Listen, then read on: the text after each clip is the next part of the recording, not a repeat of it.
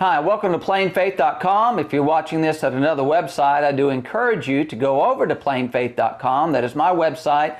I have a lot of religious material there that you can look through, you can study from, either articles or videos or audio lessons, various things that you can get there, and appreciate you going to plainfaith.com. I want to comment now on some news items that have recently come out. One of them is that more evidence links alcohol and cancer in women. Now, the Bible has long taught that alcohol is a dangerous thing. Here you have a study from University of Oxford over in Great Britain that says that moderate drinking, even 2-3 drinks a day by women, will increase their risk of certain types of cancer.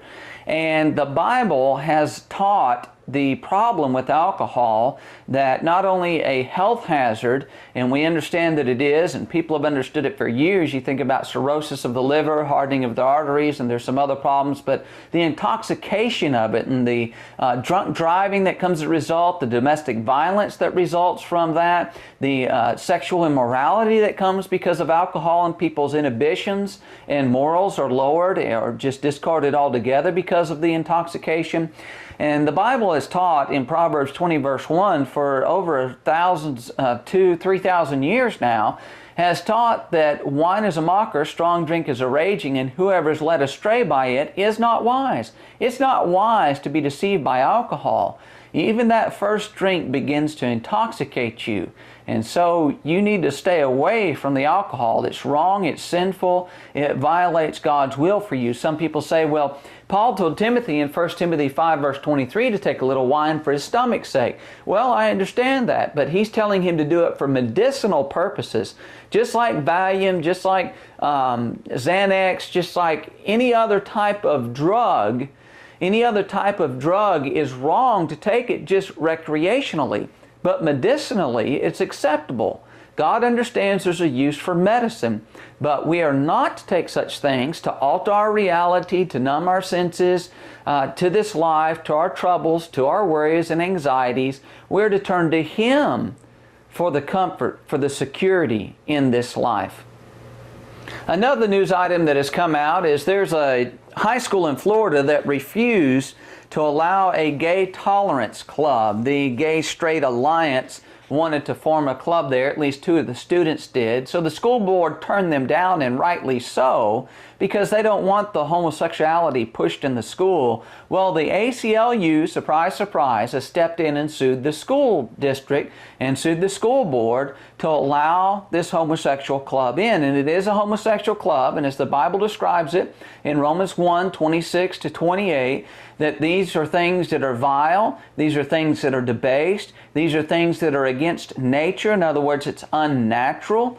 It's something that's wicked, sinful, contrary to the will of God, and they're wanting to promote it in the high schools through this club. Now, we've heard for years that these types of things are being promoted in various health classes, various social studies classes, diversity and tolerance classes, and even in elementary schools with the different books about Heather has 2 mommies or something like that.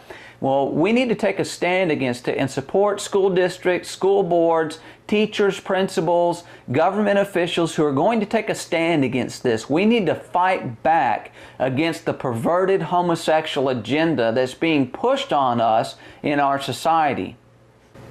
The final 2 news items that I want to get to both deal with Islam and the Muslim religion. The first one is that recently a Dutch lawmaker who made a film about Islam and the violence in Islam was refused entry into Great Britain. In fact, he was arrested at Heathrow Airport and sent back to his home country. They did not want any type of trouble with Muslims in the nation. That's what's behind it. And then also there's a fella in New York, a Muslim, who actually had a TV station oriented around promoting the idea of tolerance of Muslims and how they're mainstream and everything like that. Well, he beheaded his wife. He had been abusive toward her and allegedly killed her, allegedly of course. He killed her when she filed for divorce. So here's the thing about it. You've got the homosexuals and you've got the Muslims who are pushing their agenda in our society. And there is more and more of it in Western society that is being tolerated by governments and by neighborhoods and peoples and companies and everything like that. Here's my big fear with these two things, the homosexuals and the Muslims, is there will be a day in our nation, the United States, when they pass a law that says you cannot say anything negative or condemning toward either homosexuals or Muslims. Maybe they'll do the homosexuals first and the Muslims second, or the Muslims first and the homosexuals second, whichever way it's going to fall out. They're going to say you cannot do that. And what I think, and I'm not a prophet, I'm not the son of a prophet, but what I think is going to happen is they will pass those kinds of laws. And maybe at the beginning, what they'll do is they'll say, well, if you are a part of a religious organization, we're going to take away your tax-exempt status if you preach against homosexuals or Muslims because you're intolerant. Well, then the next thing they may do is fine you and make you pay money for every time you would mention something like that. And then what they'll probably do is arrest us. And then who knows what will happen from there. But that is my concern of what's happening. We who still believe in the Bible, who still believe that Jesus Christ is the one and only Savior and that what His Word teaches is literal and it's true, we need to stand up against these errors, against this sin that is being pushed in our society. Let people know. Educate your neighbors, educate your friends, write to the editors of newspapers, let your lawmakers know, whether it's the mayors or the town council or the school board or your representative or senator in Congress and even the president. Let your voice be heard because we still outnumber them. But if we remain silent, they'll get their way. Thanks for watching the video. I ask you to think about these things and come back soon.